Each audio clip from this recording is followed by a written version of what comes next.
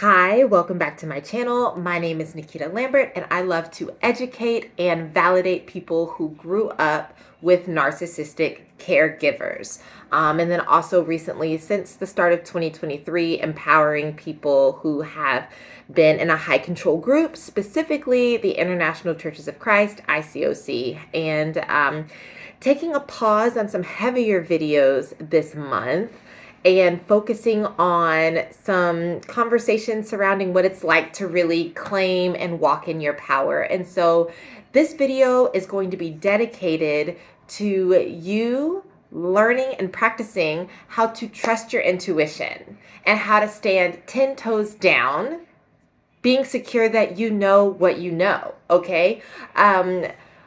Controlling people, controlling organizations, they love to make you doubt yourself. They love to bring up any reason to discredit you. And this is so you'll always be dependent on them.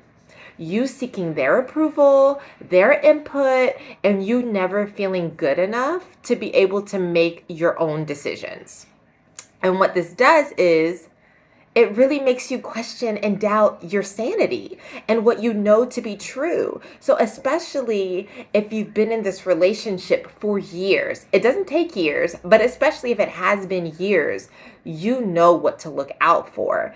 And it's not always very obvious, right? Because they need to be able to control you even around other people without giving themselves away. Because of course, most toxic people are not going to let their mask fall in front of everybody. They love to be able to keep up a respectable persona. And many of these people are highly successful by worldly standards.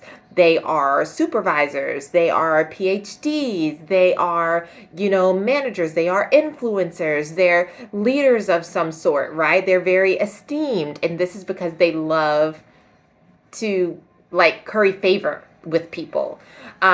So anyway, some subtle ways that they can kind of trigger you or control you. And if you have a narcissistic caregiver, you're very aware. It could be something as simple as a smirk. It can be little statements that wouldn't necessarily tip other people off. One that my mom liked to say was, must be nice. Let's see what else. It can be instead of an inside joke, like an inside insult, like an inside dig that they may just allude to that no one else knows. And they just say it ever so casually in front of people. And now you're all flustered and you're shut down, or maybe you're enraged. And so now you are looking irrational. You're looking impulsive. You're looking unstable in front of whomever, and they get to play it cool as a cucumber. And so people, it kind of gives them a grounds to come and say oh, you should give them a chance. Oh, it's not that bad. Oh, I think you're reading into it, when you're not really reading into anything. You just know the language that they're speaking. You know the subtle manipulation, the insults, the belittling nature behind these little things that no one else knows. But because no one else knows it, and often they make themselves seem so benevolent and well-intentioned, and you are just always so set off, and you think the worst of them, and you paint them to be the bad guy, but really you are the one who is just always so insensitive and blaming them, and you're so ungrateful for everything they've done for you. When enough people around you are telling you that this can't be it, you believe that.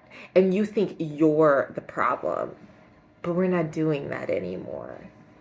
And I want you to know that I believe you. I believe your story.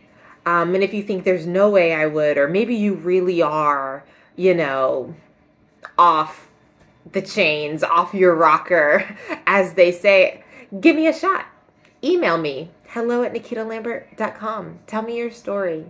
Because sometimes when you are in these relationships, whether it is your parent or your significant other or a church, right, that no one believes you, and you really doubt yourself. And you think maybe I am the problem.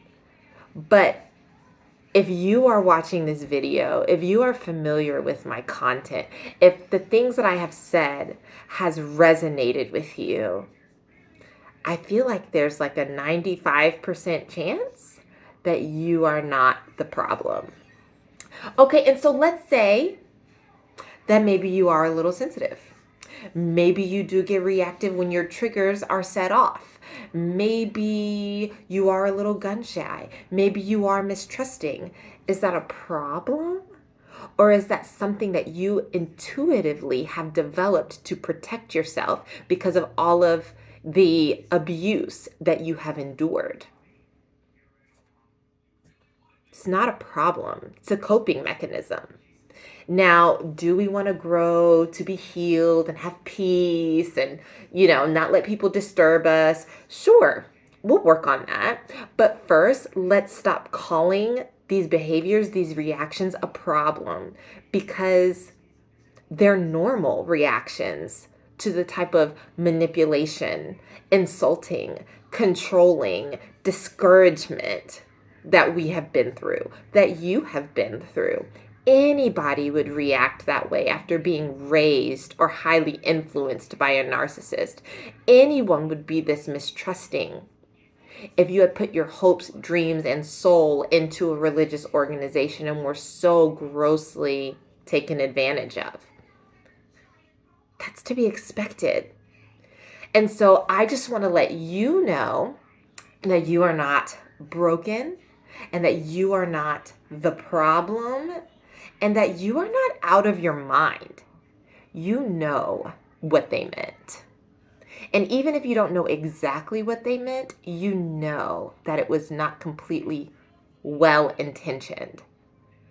And don't let them or the people that they have fooled or gathered on their side try to convince you otherwise. Try to convince you that you're unreasonable, that you just want people who will agree with you, that you don't want to grow. That's not necessarily the case. And we're going to stop listening to those voices. So, if you want to learn more about what it's like having grown up with a narcissistic caregiver, or even if you have any experience inside the International Churches of Christ, the ICOC, my friend Asha and I, we have tons more content coming out over time. I'm not going anywhere. Go ahead and hit subscribe, hit the like button. Please leave a comment. Let me know if any of this resonated with you, and share with anyone that you would like to empower and that you would like to see grow in their strength and in listening to their inner voice. As always, wishing you so much peace and healing.